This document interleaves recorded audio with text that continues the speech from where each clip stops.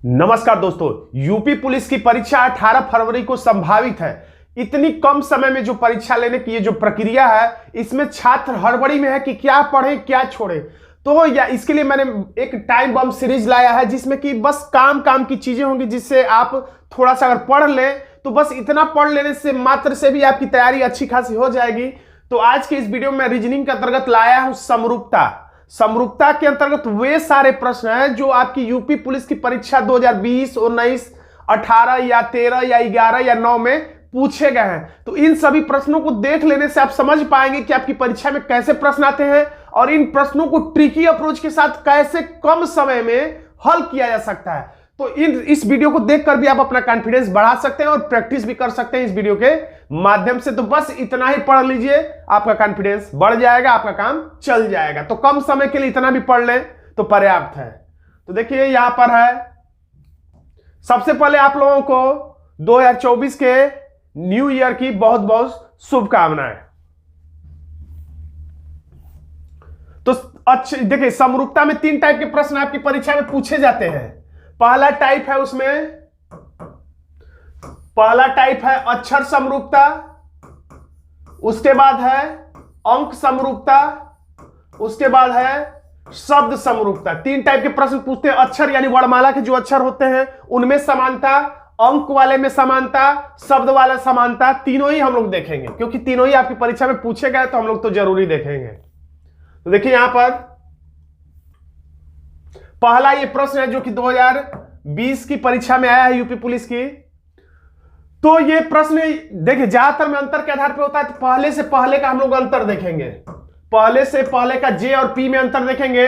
तो जे जहां से चलते हैं उसको छोड़ के जहां पहुंचते हैं हम लोग उसको लेकर काउंट करते हैं। तो जे को छोड़ दीजिए, के एल एम एन ओ और पी यानी कि 6 का अंतर है, यानी +6 हो रहा है। एल का देखते हैं, एल है तो पढ़कर विधि से देख सकते हैं, दो के पेयर में हम लोग बोलेंगे एल को छोड़ के आर तक पहुंचना है। एल है तो M N O P Q R, यानी कि ये भी 6 है। तो ऐसा नहीं कि अब सारा ही अंतर आप ढूंढते चले जाइए कितने का अंतर है, 6 का, 7 का, 8 का, पूरा नहीं देखना है। 1 2 बस पता लगाइए, ज्यादा से ज्यादा 2, और डायरेक्ट चले जाइए यहां पर। एक्स में भी हम लोग कितना बढ़ा देंगे, 6। तो एक्स है तो Y Z A B C D. तो डी किस में है, तो इन्हीं केवल 2 विकल्पों में डी है, यानी इस पे ध्यान नहीं देना, इस पे ध्यान नहीं देना है। और दूसरा ये भी चीज कि डी आपने ढूंढ लिया तो अब अगला अक्षर ढूंढने से कोई फायदा नहीं, क्योंकि इसमें भी एफ है और इसमें भी एफ है। तो इसी तरीके से आपको अपना समय चुराना है। तो अब तीसरा अक्षर अगर बी आ जाता है तो बी आंसर, तीसरा अक्षर जे आ जाता है तो सी आंसर। तो हम लोग डायरेक्ट अब तीसरा अक्षर ढूंढेंगे। तो एच का हम लोग थोड़ा एन से भी देख लें कहीं अंतर बदल तो नहीं गया, इसलिए चेक करना एक बार जरूरी है। तो ऐसे भी चेक कर सकते हैं। वर्णमाला का क्रमांक यदि आपको याद है तो एन आता है 14 नंबर पे और यहां पर एच आता है 8 नंबर पे। तो 14 में से 8 निकालेंगे तो 6 हो जाएगा। तो यानी कि अंतर बदला नहीं, 6 ही है। तो हम लोग भी क्या करेंगे, भी में अब 6 जोड़ देंगे। तो भी है तो W X Y Z A B, यानी कि हमारा आंसर बी के साथ जाता है, जो कि बी में है। तो इस तरीके से थोड़ा थोड़ा सेकंड आप बचाते रहेंगे तो आगे चल के आपको यही मदद करेंगे मैथ के प्रश्नों को हल करने में। अब देखिए ए के बाद इन प्रश्नों को ध्यान से देखिए। कभी रीजनिंग में सब कुछ संभव है, प्लस माइनस, अंतर, विपरीत अक्षर, कुछ भी हो सकता है। यहां ध्यान से देखेंगे, अगर मैं जल्दी बता रहा हूंगा तो आप वीडियो को थोड़ा रोक दिया करिएगा सॉल्यूशन बताने से पहले। 3 के क्रम में बांटा गया है। ए सी टी है तो ये उल्टा लिख दिया गया, टी सी ए। इधर यू ए एल है तो इधर से लिख दिया गया एल ए यू, देखिए एल ए यू। उसी तरह से एन ए टी है तो हम लोग लिख देंगे टी ए एन, यानी इधर से इधर लिख देंगे। आई भी ई है तो हम लोग लिख देंगे ई भी आई, ई भी आई। तो पूरा आंसर क्या बन गया, टी ए एन ई भी आई, टी ए एन 2 ही अक्षर से आंसर मिल गया था, इन ई भी आई। तो हमारा आंसर डी के साथ चला गया। अगर और रीजनिंग के किसी भी चैप्टर में आपको दिक्कत होगी तो बताइएगा, मैं उसी पे अगला वीडियो बना दूंगा। तो इसको ध्यान से देखिए। तो बहुत आसान प्रश्न पूछा गया था। तो जैसा भी प्रश्न पूछा गया था मैं आपके सामने लाया हूं। 2019-20 के प्रश्न है, ए है और यहां पर यू है। तो सीधे सीधे ध्यान से सभी अक्षरों को देखेंगे तो समझ में आ जाएगा इसमें क्या किया गया है। बस सीधे सीधे एकदम आसान प्रश्न है। ए एच यू तो इसको उल्टा लिख दिया गया यू एच ए। तो एल जी के है तो लिख देंगे हम लोग के जी एल। तो के जी एल किस में है? तो के जी एल विकल्प बी में है, हमारा आंसर हो जाता है बी। अगला प्रश्न देखिए, खुद से उत्तर देने का प्रयास करिए। यहां पर एफ है और यहां पर सी है, तो एफ से पहले ही सी आता है, यानी कि माइनस में हमारा आंसर आना चाहिए। तो हम बाएं से दाएं चेक करके दाएं से बाएं चेक कर लेंगे, ना कि बाएं से दाएं। जब माइनस में रहे तो आप दाएं से बाएं चेक करेंगे तो आपको प्लस में जाने का मौका मिलेगा, आपको आसान लगेगा। तो सी को छोड़कर अब हम लोग एफ तक गिनेंगे, तो सी है तो डीई एफ, यानी कि -3। अब ई को भी देख लेते हैं, ई है तो एफ जी एच, यानी दो दो के पेयर में एक बार मैंने बोला और एक बार अकेले, तो बोलने से भी समझ में आ जाता है कि कितने का अंतर। जैसे ई है, ई को छोड़ के एफ जी नहीं आया, एच आ गया, यानी 3 का ही फिर अंतर है। तो अब हम लोग इतने से पहले और भी देख लेते हैं। जी है तो एच आई जे, आई है तो जी एच आई के बाद जे के एल, 3 का अंतर सारे में है। तो अब ऐसा ही किसमें ये हमें ढूंढना है, तो हम फिर दाएं से बाएं चेक करेंगे। आई है तो जे के एल, के है तो एल एम एन, एम है तो एन ओ पी, ओ है तो पी क्यू आर, यानी पहला ही हमें आंसर मिल गया। तो इससे बढ़िया बात क्या होगी, यदि पहला ही हमें आंसर मिल जाए तो हमारा समय बच जाता है। अगला प्रश्न देखेंगे। देखिए इसमें सी लिखा है और इसके बदले में यहां पर जे दिया हुआ है, तो सी के बाद ही जे आता है। तो या तो 10 में से 3 निकाल देंगे तो आ जाएगा 7, यानी कि +7 है। अब के से पहले एफ आता है, यानी कि माइनस में ये निकलेगा। के से पहले आता है एफ, इसलिए हम इधर से इधर चेक कर लेंगे दाएं से बाएं, ताकि हमें आसानी रहे। तो अब 11 में से 6 निकाल दीजिए तो हो जाएगा 5, लेकिन ये है हो गया हमारा माइनस में। चाहे तो आप पढ़कर भी देख सकते हैं। एफ है तो जी एच आई जे के, यानी दो के पेयर में मैंने 2 बार बोला और एक अकेले बोला। फिर से देखिए, एफ है तो जी एच आई जे के। इसी प्रक्रिया को आप तेजी से कर सकते हैं। -5 यानी +7 और -5 है, तो जी है 7 नंबर पे, तो 7 में 7 जोड़ देंगे तो 14 हो जाएगा। 14वां अक्षर एन होता है, किसी में है, एक ही में है, तो हमारा आंसर मिल गया। आगे ढूंढने की जरूरत नहीं है। खैर हमारे पास टाइम है तो हम लोग बाकी भी ढूंढ लेते हैं। यह 20 नंबर पे टी आता है, इसमें से कितना निकालना है? 5। तो 20 में से 5 निकाल देंगे तो 15वां अक्षर होता है ई जे ओ, ओ एन ओ। पूरा आंसर मिल गया। तो पूरा आंसर आप मन निकालिएगा परीक्षा में, जितना से आंसर आपका मिल जाए वहीं पे आप अपनी गाड़ी को रोक दीजिएगा। अब देखिए यहां पे विपरीत अक्षर स्पष्ट दिखाई देगा उनको जो लोग विपरीत अक्षर रटे होंगे। इंग्लिश वर्जन, मॉर्निंग, नून, जोकर, क्वीन। अब कोई ऐसा ही होगा जो विपरीत होगा। तो डोर विंडो होता है, डब्ल्यू होता है, गलत है। जीटी डोर टी होता है, नहीं है।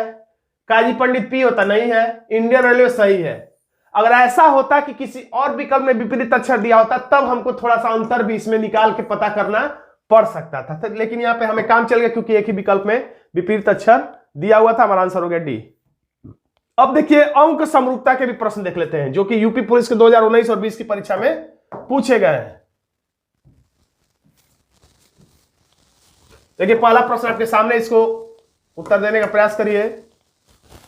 देखिए कभी कभी परीक्षाओं में वर्ग, घन, गुणा, भाग के आधार पे प्रश्न होते हैं, लेकिन और क्लिष्ट बनाने के लिए गुणा करके कुछ जोड़ दिया जाता है, गुणा करके कुछ घटा दिया जाता है, वर्ग करके कुछ जोड़ देते हैं, वर्ग करके कुछ घटा देते हैं, या जोड़ के वर्ग कर देते हैं, घटा के वर्ग कर देते हैं। यानी इतना सब कुछ करना पड़ता है। मैथ में तो एकदम क्लियर होता है कि ये इसमें गुणा है तो गुणा ही होगा, लेकिन इसमें कुछ भी रीजनिंग में क्लियर नहीं होता है। तो 17 है तो हमें बस इतना ही देखना होता है कि 17 में क्या करें कि 401 आ जाए।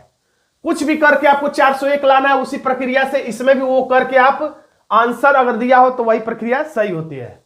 हम कुछ करके 401 ला दिए, लेकिन इसमें भी वही प्रक्रिया करने से जो अंक आ रहा है वो विकल्प ही में ना रहे तो आपका ये लाना गलत हो जाएगा।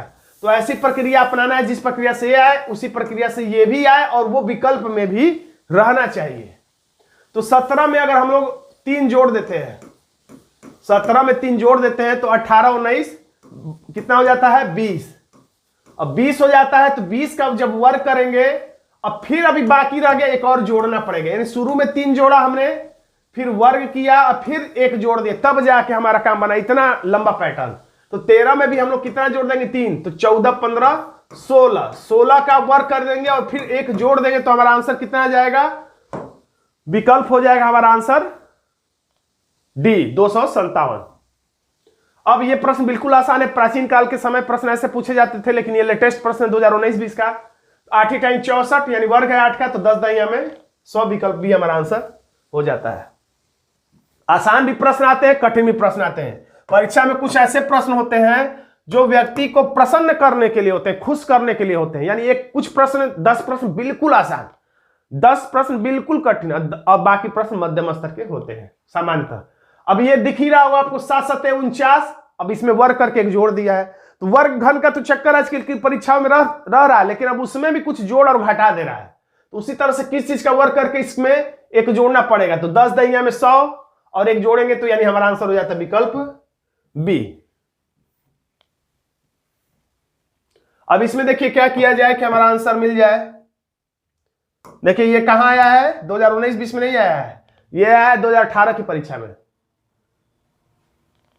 अब इसमें आप 11 का अगर भाग दे दें तो 11 दहिया में 11 का भाग दे दें तो 11 के 11 यानी कि ये 10 आ जाएगा। 11 दहिया में 110, तो इसमें भी 11 का भाग देके देख लीजिए कितना आ रहा है, तो 12 आ जाएगा। हमारा आंसर हो जाएगा ए।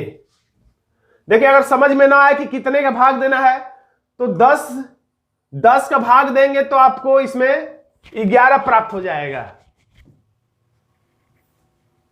देखिए आंसर है विकल्प ए 12। अब इसको देखिए कैसे आंसर आया, खुद लगाने का प्रयास करिए। जल्दी है तो वीडियो को रोक दीजिए, खुद से पहले लाइए तब वीडियो को आगे बढ़ाइएगा, तो क्योंकि मैं रुकूंगा तो वीडियो थोड़ा लंबा हो जाएगा। तो देखिए इसमें सॉल्यूशन, तो 2 5 10 और 10 8 80 यानी आपस में भी गुणा हो जा रहा है। रीजनिंग में कुछ भी संभव, आपस में गुणा, आपस में जोड़, आपस में घटाना, वर्ग घन सब कुछ हो सकता है। तो उसमें भी 3 6 18 और 18 9 162। हमारा आंसर हो गया विकल्प ए। अब शब्द समरूपता के प्रश्न देख लेते हैं। ये प्रश्न लगाने में आपको ज्यादा मजा आएगा, क्योंकि हिंदी वाले प्रश्न, जो हिंदी वाले शब्द वाले प्रश्न होते हैं वो प्रश्न लगाने में अच्छे लगते हैं। देखिए 2018 की परीक्षा में आया हुआ है, तो देखिए लिखा है तितली कीट से संबंधित है, तो सांप किससे संबंधित है। तो दिए गए पहले 2 शब्दों में संबंध स्थापित करना होता है, स्टोरी बनाना होता है, और वही स्टोरी इसमें फिट कर देना होता है। जो आंसर आएगा वही आपका आंसर होगा। तितली कीट में क्या संबंध बन रहा है, तो यही बना कि तितली कीट होती है, तो सांप क्या होता है, यानी तितली कीट वर्ग में आती है, तो सांप किस वर्ग में आता है। तो ऐसा प्रश्न बहुत बार परीक्षा में पूछा हुआ है। ऐसा प्रश्न गलत नहीं होना चाहिए कि सांप सरीसृप वर्ग में आता है, सांप आ जाए, मेढक आ जाए, तो ये सब चर्चित प्रश्न है। हमारा आंसर हो जाता है विकल्प सी।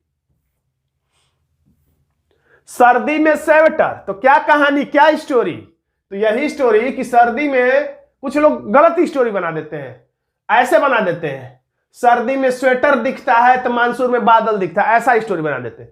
सर्दी में स्वेटर दिखता है नहीं, सर्दी से स्वेटर बचाता है, या सर्दी में हम लोग स्वेटर पहनते हैं, इस तरह से सोचना है। तो मानसून में क्या पहनते हैं, तो रबर के जूते, जूते नहीं पहनते, चप्पल पहनते हैं। तो चप्पल चमड़ा वाला लोग बरसात में नहीं पहनते, खराब हो जाएगा। स्पेशली हम लोग बचपन में खरीदते थे बरसात के दिनों में रबर के चप्पल, जो खराब नहीं होते, उसे भीगा दीजिए। तो ये हमारा आंसर बी हो जाएगा।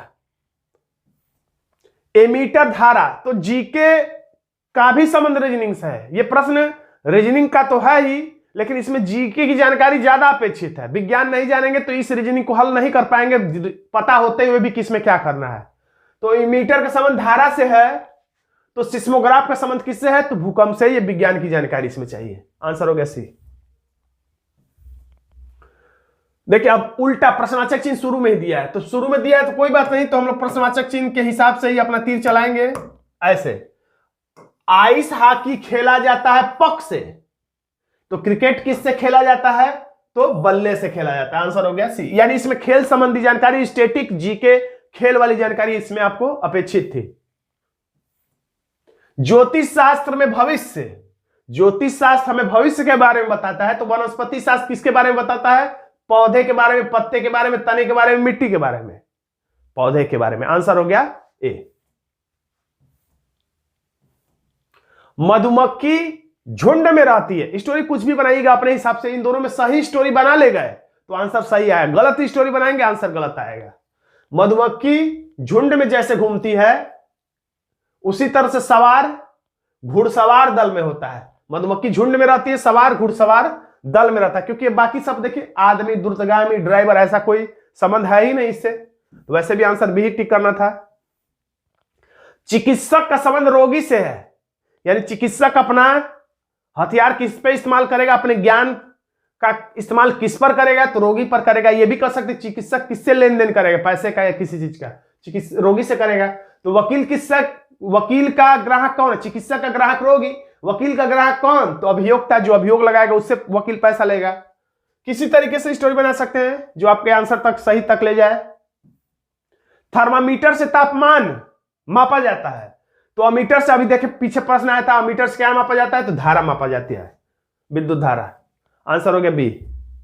पुष्टिकरण अस्वीकार, देखिए अब इस जीके के साथ साथ इस रीजनिंग में समरूपता में आपको हिंदी की भी जानकारी चाहिए। किसकी जानकारी चाहिए, हिंदी की। हिंदी में स्पेशली किसकी, तो दो चीजों की, एक तो पर्यायवाची शब्द की, खूब पर्यायवाची शब्द, वैसे भी यूपी पुलिस के सिलेबस में है तो आप खूब पर्यायवाची रट रहे होंगे, मुझे पता है। और दूसरा विलोम शब्द की, इन दो की जानकारी इस समरूपता वाले में आता है प्रश्न। तो अगर यहां के बदले में यहां पर्यायवाची शब्द दिया है तो यहां के बदले में इसका पर्यायवाची शब्द यहां लिखना रहेगा। इसका अगर ये विलोम शब्द है तो इसका भी विलोम शब्द लिखना होता है।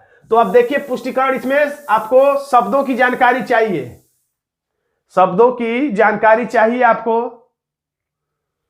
तो पुष्टिकरण है, यहां पे अस्वीकार है, यानी दोनों में विलोम संबंध है। तो सृजन का विलोम शब्द क्या होगा, बनाना, उपयोग करना, नष्ट। तो हमारा आंसर होगा सृजन का विलोम शब्द नष्ट। आंसर हो गया सी।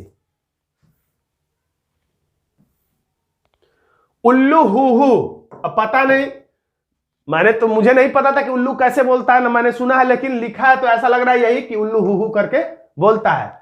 तो लेकिन बकरी का हमें पता है, बकरी कैसे बोलती है, मिमियाती है, में करती है, यानी हमारा आंसर हो जाएगा ए। यानी जानवरों की बोलियों के बारे में भी आपको जानकारी इसमें अपेक्षित है, चाहिए। गन से शूट किया जाता है, तो छेदी से क्या किया जाता है, तो दो विकल्प कंफ्यूज कर सकते हैं, सुराख की नक्काशी। तो छेदी यदि किसी मूर्तिकार को देंगे तो वो सुराख नहीं करेगा बल्कि नक्काशी करेगा। तो यहां पर हमारा आंसर ए के साथ गया था योग का, इसलिए ए हमारा आंसर है।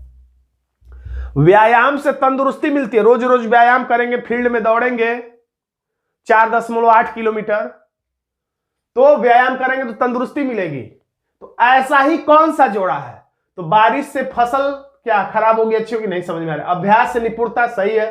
त्याग से सम्मान मिलेगा, धन से आनंद मिलेगा। तो व्यायाम करने से तंदुरुस्ती मिलती है, तो अभ्यास करने से निपुणता मिलती है। हमारा आंसर हो जाएगा विकल्प बी।